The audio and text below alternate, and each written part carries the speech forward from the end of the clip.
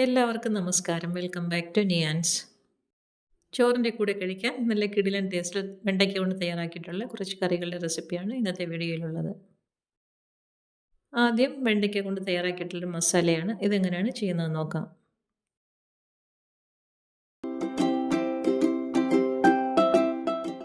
ഇത് തയ്യാറാക്കുന്നതിന് വേണ്ടി കുറച്ച് വെണ്ടയ്ക്ക എടുത്ത് നന്നായിട്ടൊന്ന് കഴുകി വൃത്തിയാക്കി എടുത്തിട്ടുണ്ട്. ഇനി ഇതിനൊന്ന് അരിഞ്ഞെടുക്കണം.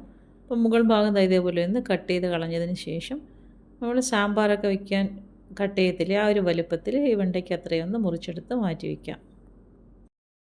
ഇതിനു വേണ്ടി വെണ്ടയ്ക്ക എടുക്കുമ്പോൾ ഒട്ടും മൂക്കാത്ത വെണ്ടയ്ക്ക നോക്കി എടുക്കണം. എന്നാലേ നമ്മൾ തയ്യാറാക്കുന്നതിന് നല്ല ടേസ്റ്റ് കിട്ടുകയുള്ളൂ. അപ്പോൾ വെണ്ടയ്ക്കയെല്ലാം ഈ ഒരു രീതിയിൽ അരിഞ്ഞെടുത്ത് വെച്ചിട്ടുണ്ട്. ഇനി ഒരു തക്കാളി ചെറിയ പീസസായിട്ട് ഇതേപോലെ കട്ട് ചെയ്തതിന് ശേഷം മിക്സിയുടെ ജാറിലേക്ക് ഇട്ട് കൊടുത്തൊന്ന് അരച്ചെടുക്കണം. ഈ ഒരു രീതിയിൽ തക്കാളി അരച്ചെടുത്ത് അത് മാറ്റി വയ്ക്കാം. ഇതാ പാൻ അടുപ്പിൽ വെച്ച് കൊടുത്തിട്ടുണ്ട്. അതിലേക്ക് വെളിച്ചെണ്ണ ഒഴിച്ച് കൊടുത്ത് ചൂടാകുമ്പോൾ 1/2 ടീസ്പൂൺ മുളക് പൊടിയും 1/2 ടീസ്പൂൺ മല്ലിപ്പൊടിയും 1/4 ടീസ്പൂൺ അളവിൽ മഞ്ഞൾപ്പൊടിയും 1/2 ടീസ്പൂൺ അളവിൽ കുരുമുളക് പൊടിയും കൂടി ഇട്ട് കൊടുക്കാം. ഫ്ലെയിം നന്നായി സിമ്മിലാക്കിയതിന് ശേഷം ഈ മസാലകളെല്ലാം കൂടി നല്ലതുപോലെ ഒന്ന് മൂപ്പിച്ചെടുക്കണം. മസാലകളെല്ലാം കൂടി എണ്ണയിൽ കിടന്ന് നന്നായിട്ട് മൂത്ത് വരുന്ന സമയത്ത് അരിഞ്ഞു വെച്ചിരിക്കുന്ന വെണ്ടയ്ക്ക ഇതിലേക്ക് ഇട്ട് കൊടുക്കാം. വെണ്ടയ്ക്ക ഇട്ട് കൊടുത്തതിന് ശേഷം നല്ലതുപോലെ ഒന്ന് മിക്സ് ചെയ്ത് കൊടുക്കണം. അപ്പം മസാലയിലിട്ട് വെണ്ടയ്ക്ക നല്ലതുപോലെ ഒന്ന് വഴട്ടി കൊടുക്കണം. വെണ്ടയ്ക്കയുടെ വഴുവഴുപ്പൊക്കെ മാറി നല്ലതുപോലെ ഒന്ന് മുരിഞ്ഞ് കിട്ടണം. ആ സമയം അത്ര ഇതേപോലെ ഒന്ന് ഇളക്കി കൊടുക്കണം. അപ്പോൾ ഈ സമയത്ത് നമുക്കിതിലേക്ക് ആവശ്യത്തിനുള്ള ഉപ്പും കൂടി ചേർത്ത് കൊടുക്കാം. വെണ്ടയ്ക്കൊക്കെ ആവശ്യമുള്ള ഉപ്പ് ഇട്ട് കൊടുത്തതിന് ശേഷം വീണ്ടും നല്ലതുപോലെ ഒന്ന് ഇളക്കി കൊടുക്കാം. വെണ്ടയ്ക്കനെ ഇതിൽ കിടന്ന് നല്ലതുപോലെ ഒന്ന് വെന്ത് വഴുവഴുപ്പൊക്കെ മാറി ഒന്ന് മുരിഞ്ഞ് കിട്ടണം. അപ്പോൾ കുറച്ച് സമയം ഒന്ന് അടച്ചു വെച്ച് കൊടുക്കാം. പിന്നീട് മൂടി തുറന്ന് വീണ്ടും ഒന്ന് ഇളക്കി കൊടുക്കാം. ഇടയ്ക്കിടയ്ക്ക് ഇങ്ങനെ ഒന്ന് ഇളക്കി കൊടുത്ത് വെണ്ടയ്ക്ക നല്ലതുപോലെ ഒന്ന് മൂപ്പിച്ചെടുക്കണം. അത് ഇളക്കി കൊടുത്തതിന് ശേഷം വീണ്ടും ഒന്നുകൂടി ഒന്ന് മൂടി വെച്ച് കൊടുക്കുന്നുണ്ട്. അപ്പോൾ ഈ ഒരു രീതിയിൽ വെണ്ടയ്ക്ക നല്ലതുപോലെ ഒന്ന് മൊരിഞ്ഞ് വരുന്നത് വരെ ഇങ്ങനെ ഒന്ന് വേവിച്ചെടുക്കണം. അപ്പോൾ വെണ്ടയ്ക്കയുടെ വഴുവഴുപ്പൊക്കെ മാറി വെണ്ടയ്ക്ക നന്നായിട്ടൊന്ന് ഫ്രൈ ആയി വന്നിട്ടുണ്ട്. ഇനി നമുക്കിത് പാത്രത്തിൽ നിന്നും കോരി മാറ്റാം. കണ്ടില്ലേ, വെണ്ടയ്ക്ക നന്നായിട്ട് പരുവായി വന്നിട്ടുണ്ട്. ഇനി ഇതങ്ങോട്ട് കോരി മാറ്റാം. മാറ്റിയതിന് ശേഷം അതേ പാനിൽ തന്നെ കുറച്ച് വെളിച്ചെണ്ണ ഒഴിച്ചു കൊടുക്കാം. വെളിച്ചെണ്ണ ഒന്ന് ചൂടായി വരുന്ന സമയത്ത് അതിലേക്ക് കുറച്ച് കടുക് ഇട്ട് കൊടുക്കാം. അതിൻ്റെ കൂടെ തന്നെ കുറച്ച് കറിവേപ്പിലയും കൂടി ഇട്ട് കൊടുക്കാം. കടുകും കറിവേപ്പിലേക്ക് നല്ലതുപോലെ ഒന്ന് മൂത്ത് വരുന്ന സമയത്ത് ഇനി ഇതിലേക്ക് ചേർത്ത് കൊടുക്കേണ്ടത് സവാളയാണ്. അപ്പോൾ ഒരു സവാള അരിഞ്ഞതിലേക്ക് ഇട്ട് കൊടുക്കാം. സവാള ഇട്ട് കൊടുത്തിന് നല്ലതുപോലെ ഒന്ന് വഴറ്റി കൊടുക്കണം. അപ്പോൾ സവാള എണ്ണയിൽ കിടന്ന് നന്നായിട്ടൊന്ന് വാടി വരണം. അത്രയും സമയം നല്ലതുപോലെ ഒന്ന് ഇളക്കി കൊടുക്കാം. അപ്പോൾ സവാള നന്നായിട്ട് എണ്ണയിൽ കിടന്നൊന്ന് വാടി വന്നിട്ടുണ്ട്. ഈ സമയത്ത് നമുക്ക് ഇതിലേക്ക് അരച്ച് വെച്ചിരിക്കുന്ന തക്കാളി കൊണ്ട് ചേർത്ത് കൊടുക്കാം. തക്കാളി ഇട്ട് കൊടുത്തതിന് ശേഷം അത് നല്ലതുപോലെ ഒന്ന് വഴറ്റി കൊടുക്കണം. അപ്പോൾ തക്കാളിയുടെ പച്ച ചുവയൊക്കെ മാറുന്നവരെ നല്ലതുപോലെ ഒന്ന് വഴറ്റി കൊടുക്കാം. ഇനി ഇതിലേക്ക് നമുക്ക് മസാലയ്ക്ക് ആവശ്യമുള്ള ഉപ്പും കൂടെ ചേർത്ത് കൊടുക്കാം. അപ്പോൾ തക്കാളി ഇത് നന്നായിട്ടൊന്ന് വാടി വന്നിട്ടുണ്ട്. ഇതിലേക്ക് ആവശ്യത്തിനുള്ള ഉപ്പും കൂടെ ചേർത്ത് കൊടുക്കാം. ഉപ്പും ചേർത്ത് കൊടുത്തതിന് ശേഷം വീണ്ടും നല്ലതുപോലെ ഒന്ന് മിക്സ് ചെയ്ത് കൊടുക്കാം. ചേർത്ത് കൊടുത്ത് തക്കാളി എണ്ണയിൽ കിടന്ന് നന്നായിട്ടൊന്ന് വഴണ്ട് വന്നിട്ടുണ്ട്. അപ്പോൾ തക്കാളിയുടെ പച്ച ചുവയൊക്കെ മാറി വന്നിട്ടുണ്ട്. ഇനി ഈ സമയത്ത് ഇതിലേക്ക് നമുക്ക് മസാലകൾ ചേർത്ത് കൊടുക്കാം. 1/2 ടീസ്പൂൺ അളവിൽ മുളക് പൊടി ചേർത്ത് കൊടുക്കുന്നുണ്ട്. ഒരു നുള്ളു മഞ്ഞൾപ്പൊടിയും കൂടെ ചേർത്ത് കൊടുക്കാം. ഇനി ആ മസാലയുടെയൊക്കെ പച്ചമണം മാറുന്നത് വരെ നന്നായിട്ടൊന്ന് വഴറ്റി കൊടുക്കാം. അതത്രയും മൂത്ത് വന്നതിന് ശേഷം അതിലേക്ക് ഒരു 1/2 ടീസ്പൂൺ കുരുമുളക് പൊടിയും കൂടെ ചേർത്ത് കൊടുക്കാം. കുരുമുളക് പൊടി ഇട്ട് കൊടുത്ത് വീണ്ടും നല്ലതുപോലെ ഒന്ന് വഴറ്റി കൊടുക്കാം. ഇത് ഇത്ര ആയിക്കഴിഞ്ഞാൽ നമുക്ക് വറുത്ത് വെച്ചിരിക്കുന്ന വെണ്ടയ്ക്ക ഇതിലേക്ക് ഇട്ട് കൊടുക്കാം. അപ്പോൾ വെണ്ടയ്ക്ക ഇട്ട് കൊടുത്തതിന് ശേഷം വീണ്ടും നല്ലതുപോലെ ഒന്ന് മിക്സ് ചെയ്ത് കൊടുക്കണം. അപ്പോൾ മസാലയ്ക്കകത്ത് കിടന്ന് വെണ്ടയ്ക്ക നല്ലതുപോലെ ഒന്ന് പരുവായി കിട്ടണം. ഇതേപോലെ നല്ലതുപോലെ ഒന്ന് ഇളക്കി കൊടുക്കാം. ഇതുപോലെ നന്നായിട്ടൊന്ന് മിക്സ് ചെയ്ത് കൊടുത്തതിന് ശേഷം ഫ്ലെയിം നല്ലതുപോലെ ഒന്ന് സിമ്മിലാക്കി കൊടുത്തിട്ട് ഒന്ന് മൂടി വെച്ച് കൊടുക്കാം. അപ്പോൾ മസാലയൊക്കെ നന്നായിട്ടൊന്ന് വെണ്ടയ്ക്കയിലൊന്ന് പിടിച്ച് കിട്ടണം. അത്രയും സമയം ഒന്ന് മൂടി വെച്ച് കൊടുക്കാം. വീണ്ടും മൂടി തുറന്ന് നല്ലതുപോലെ ഒന്ന് ഇളക്കി കൊടുക്കാം. ഇപ്പോൾ വെണ്ടയ്ക്ക മസാല നന്നായിട്ട് പരുവായി വന്നിട്ടുണ്ട്. മസാലയൊക്കെ നന്നായിട്ട് മൂത്ത് വെണ്ടയ്ക്ക നല്ല സെറ്റായി വന്നിട്ടുണ്ട്. ഇനി നമുക്ക് അടുപ്പിൽ നിന്ന് മാറ്റാം. മാറ്റിയതിന് ശേഷം വേറൊരു പാത്രത്തിലേക്ക് ആക്കി കൊടുക്കുന്നുണ്ട്. വെണ്ടയ്ക്ക ഈ ഒരു രീതിയിൽ ഇങ്ങനെ ഒന്ന് ചെയ്ത് നോക്കൂ. നല്ല സൂപ്പർ ടേസ്റ്റാണ്. എപ്പോഴും ചെയ്യുന്ന മെഴുക്ക് വരട്ടിയിൽ നിന്നൊക്കെ വ്യത്യസ്തമായിട്ട് വെണ്ടയ്ക്ക ഈ ഒരു രീതിയിൽ ഇങ്ങനെയൊന്ന് ചെയ്ത് നോക്കൂ. വേറെ കറികളൊന്നും ഇല്ലെങ്കിലും ചോറിൻ്റെ കൂടെ കഴിക്കാൻ ഈ ഒരു വെണ്ടയ്ക്ക മസാല മാത്രം മതിയാകും. അടുത്തത് വെണ്ടയ്ക്ക കൊണ്ടുള്ള ഒഴിച്ചുകറിയാണ്. ഇതെങ്ങനെയാണ് തയ്യാറാക്കുന്നതെന്ന് നോക്കാം. ഈ കറി തയ്യാറാക്കുന്നതിന് വേണ്ടി ഇതാ കുറച്ച് വെണ്ടയ്ക്ക നന്നായിട്ട് കഴുകി വൃത്തിയാക്കി എടുത്തിട്ടുണ്ട്. ഒരുപാട് മൂത്ത് പോകാത്ത വെണ്ടയ്ക്ക വേണം ഈ കറിക്ക് എടുക്കേണ്ടത്. അപ്പോൾ ദാ ഇതേപോലെ ഒന്ന് അരിഞ്ഞെടുക്കാം. വെണ്ടയ്ക്കയുടെ മുകൾ ഭാഗമെല്ലാം ഒന്ന് കട്ട് ചെയ്ത് കളഞ്ഞതിന് ശേഷം ദാ ഈ ഒരു വലിപ്പത്തിൽ ഇതിനെ ഒന്ന് മുറിച്ചെടുക്കാം. ഒരുപാട് നീളത്തിലല്ലാത്ത രീതിയിലാണ് മുറിച്ചെടുക്കേണ്ടത്. ഇനി ഇതാ എടുത്ത് വെച്ചിരിക്കുന്ന ഈ വെണ്ടയ്ക്ക അത്രയും ഈ ഒരു പരുവത്തിലൊന്ന് കട്ട് ചെയ്തെടുക്കാം. ഒരുപാട് മൂത്ത് പോയ വെണ്ടയ്ക്കാണെങ്കിൽ കറിക്ക് ടേസ്റ്റ് കാണില്ല. അപ്പോൾ എപ്പോഴും ഈ കറി തയ്യാറാക്കുമ്പോൾ മൂക്കാത്ത വെണ്ടയ്ക്ക നോക്കി വേണം എടുക്കാൻ. അപ്പോൾ അത് എടുത്ത് വെച്ചിരുന്ന വെണ്ടയ്ക്കെല്ലാം ഈ ഒരു രീതിയിൽ മുറിച്ചെടുത്തിട്ടുണ്ട്. ഇനി ഇതിലേക്ക് ഒരു തക്കാളിയും കൂടെ വേണം. അപ്പോൾ അത് കഴുകി വൃത്തിയാക്കിയെടുത്ത തക്കാളിയുണ്ട്, അതിനെ ഒന്ന് മുറിച്ചെടുക്കണം. ഇതേപോലെ രണ്ടായിട്ടൊന്ന് മുറിച്ചതിന് ശേഷം ഇതേപോലെ ഒന്ന് വീണ്ടും ഒന്ന് മൂന്നായിട്ടൊന്ന് നീളത്തിൽ കീറിയെടുക്കാം. ഇനി ഇതേപോലെ ഒന്ന് മുറിച്ചെടുക്കാം. തക്കാളി ചെറിയ ചെറിയ പീസസ് ആയിട്ട് ഇതേപോലെ മുറിച്ചെടുക്കണം. ഇനി ഇതിലേക്ക് വേണ്ടത് ഒരു സവാളയും കൂടെ വേണം. അപ്പോൾ തൊലി കളഞ്ഞ് കഴുകി വൃത്തിയാക്കിയ സവാള ഇനി ഒന്ന് മുറിച്ചെടുക്കാം. സവാള അതേപോലെ ചെറിയ പീസസ് സ്ക്വയർ പീസസ് ആയിട്ട് കട്ട് ചെയ്തെടുക്കാം. ഇതേപോലെ സവാളയും വൃത്തിയാക്കിയതിന് ശേഷം ഒന്ന് അരിഞ്ഞെടുക്കാം. സവാളയ്ക്ക് പകരം ഇതിലേക്ക് ചെറിയ ഉള്ളി ചേർത്ത് കൊടുത്താലും നല്ലതാണ്. അപ്പോൾ ചെറിയ ഉള്ളി ഇഷ്ടമുള്ളവർ ചെറിയ ഉള്ളി ചേർത്ത് കൊടുത്താൽ മതിയാകും. അപ്പോൾ ഈ ഒരു വലിപ്പത്തിൽ സവാളയും കൂടി കട്ട് ചെയ്തെടുക്കാം. സവാള മുറിച്ചെടുത്തതിന് ശേഷം അത് മാറ്റി വയ്ക്കാം. ഇനി കറി തയ്യാറാക്കാനുള്ള ചട്ടി അടുപ്പിലേക്ക് വെച്ച് കൊടുത്തിട്ടുണ്ട്. വെളിച്ചെണ്ണ ഒഴിച്ചു കൊടുത്ത് ചൂടാകുമ്പോൾ അതിലേക്ക് കുറച്ച് കടുകും ഉലുവയും വറ്റൽമുളകും ഇട്ട് കൊടുക്കാം. ഇനി അതൊന്ന് മൂത്ത് വരുന്ന സമയത്ത് കറിവേപ്പിലയും കൂടി ഇട്ട് കൊടുക്കാം. ഇനി ഇതെല്ലാം കൂടി നന്നായിട്ടൊന്ന് മൂപ്പിച്ചെടുക്കണം. ഇതെല്ലാം കൂടി നല്ലതുപോലെ മൂത്ത് വരുന്ന സമയത്ത് അരിഞ്ഞ് വെച്ചിരിക്കുന്ന സവാള ഇതിലേക്ക് ഇട്ട് കൊടുക്കാം. സവാള ഇട്ട് കൊടുത്ത് നല്ലതുപോലെ ഒന്ന് വഴറ്റി കൊടുക്കണം. ഏകദേശം 1 മിനിറ്റോളം സവാള എണ്ണയിലിട്ട് നല്ലതുപോലെ ഒന്ന് വഴറ്റി കൊടുക്കാം. സവാള പെട്ടെന്നൊന്ന് വഴണ്ട് കിട്ടാൻ വേണ്ടി നമുക്കിതിലേക്ക് ഉപ്പും കൂടെ ചേർത്ത് കൊടുക്കാം. അപ്പോൾ അത് കറിക്ക് ആവശ്യമുള്ള ഉപ്പ് ഈ സമയത്ത് ഇതിലേക്ക് ചേർത്ത് കൊടുക്കാം. ഉപ്പും ചേർത്ത് കൊടുത്തതിന് ശേഷം വീണ്ടും സവാള നല്ലതുപോലെ ഒന്ന് വഴറ്റി കൊടുക്കണം. ഇനിയിപ്പോൾ സവാള പെട്ടെന്ന് തന്നെ വഴണ്ട് കിട്ടും. ഇപ്പോൾ അത് സവാള നന്നായിട്ട് വഴണ്ട് കളറൊക്കെ ഒന്ന് മാറി വന്നിട്ടുണ്ട്. ഈ സമയത്ത് അരിഞ്ഞു വെച്ചിരിക്കുന്ന വെണ്ടയ്ക്ക ഇതിലേക്ക് ചേർത്ത് കൊടുക്കാം. വെണ്ടയ്ക്ക ഇട്ട് കൊടുത്തതിന് ശേഷം അതൊന്ന് വഴറ്റി കൊടുക്കണം. ഏകദേശം ഒരു 2 മിനിറ്റോളം സവാള ഈ എണ്ണയിലിട്ട് നല്ലതുപോലെ ഒന്ന് വഴറ്റി കൊടുക്കാം. പെട്ടെന്ന് തന്നെ ഒരുപാട് മൂക്കാത്ത വെണ്ടയ്ക്ക ആയതുകൊണ്ട് പെട്ടെന്ന് തന്നെ ഇതും വഴണ്ട് കിട്ടും.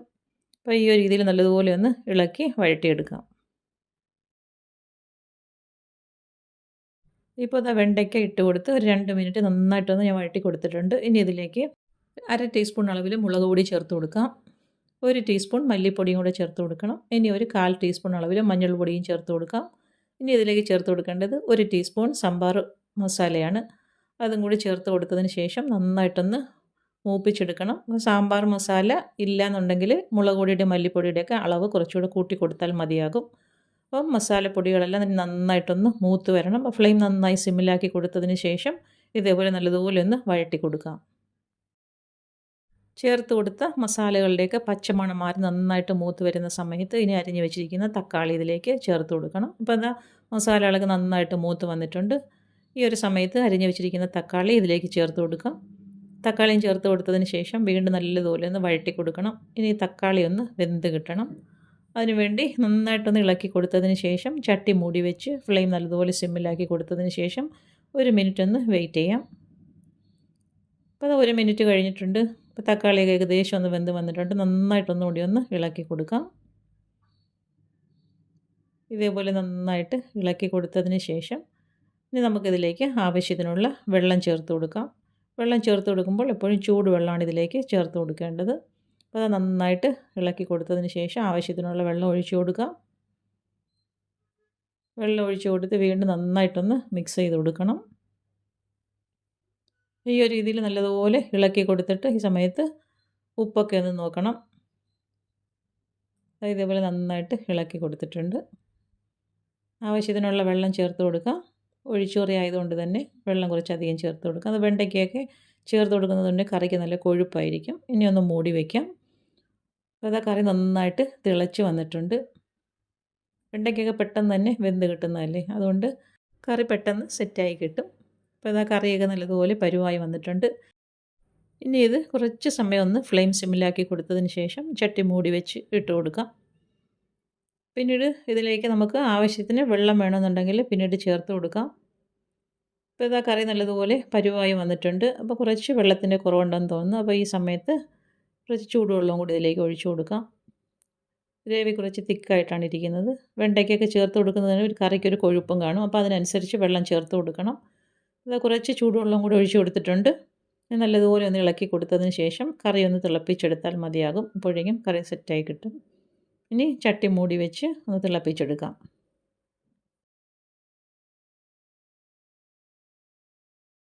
ഇതാ ഇപ്പോൾ ആവശ്യത്തിന് ഗ്രേവിയൊക്കെ ആയിട്ടുണ്ട്. കറി നല്ലതുപോലെ തിളച്ച് സെറ്റായി കിട്ടിയിട്ടുണ്ട്. ഇനി നമുക്ക് ഫ്ലെയിം ഓഫ് ചെയ്ത് കൊടുക്കാം. നല്ല സൂപ്പർ ടേസ്റ്റാണ്. വെണ്ടയ്ക്ക കൊണ്ട് ഈ ഒരു രീതിയിൽ കറി ഇങ്ങനെയൊന്ന് തയ്യാറാക്കി നോക്കും. ഇതാ കണ്ടില്ലേ, കറി കാണുമ്പോൾ തന്നെ അറിയാമല്ലോ എത്രത്തോളം ടേസ്റ്റ് ആയിരിക്കും എന്നുള്ളത്. തീർച്ചയായിട്ടും വെണ്ടയ്ക്ക കൊണ്ട് ഈ ഒരു രീതിയിൽ കറി ഇങ്ങനെ തയ്യാറാക്കി നോക്കും. ചോറിൻ്റെ കൂടെ മാത്രമല്ല, ഇഡലിക്കോ ദോശയ്ക്കോ അപ്പത്തിനുമൊക്കെ സൈഡായിട്ട് കഴിക്കാൻ പറ്റിയൊരു കിടിലൻ കറിയാണ്. അടുത്തത് വെണ്ടയ്ക്കയും തൈരും കൂടി ചേർത്തിട്ടുള്ളൊരു കറിയാണ്. ഇതെങ്ങനെയാണ് തയ്യാറാക്കുന്നത് നോക്കാം. ഈ കറി തയ്യാറാക്കുന്നതിന് വേണ്ടി ഞാൻ ഇവിടെ ഒരു 6 വെണ്ടയ്ക്ക എടുത്ത് വെച്ചിട്ടുണ്ട്. നന്നായി കഴുകി വൃത്തിയാക്കി വെച്ചിരിക്കണം. അതിൻ്റെ കൂടെ തന്നെ 2 വലിയ പച്ചമുളകും കൂടി എടുത്ത് വെച്ചിട്ടുണ്ട്. ഇനി ഇതിനെ നമുക്കൊന്ന് കട്ട് ചെയ്തെടുക്കണം. അപ്പോൾ അതാ വെണ്ടയ്ക്ക ഈ ഒരു വലുപ്പത്തിൽ, സാമ്പാറിനൊക്കെ ഇടുന്ന ഒരു വലുപ്പമുണ്ടല്ലോ, ആ ഒരു രീതിയിലൊന്ന് എല്ലാം കട്ട് ചെയ്തെടുക്കാം. അധികം മുറ്റിപ്പോകാത്ത നല്ല സോഫ്റ്റ് ആയിട്ടുള്ള വെണ്ടയ്ക്കയാണ് ഈ ഒരു കറി വയ്ക്കാൻ വേണ്ടത്.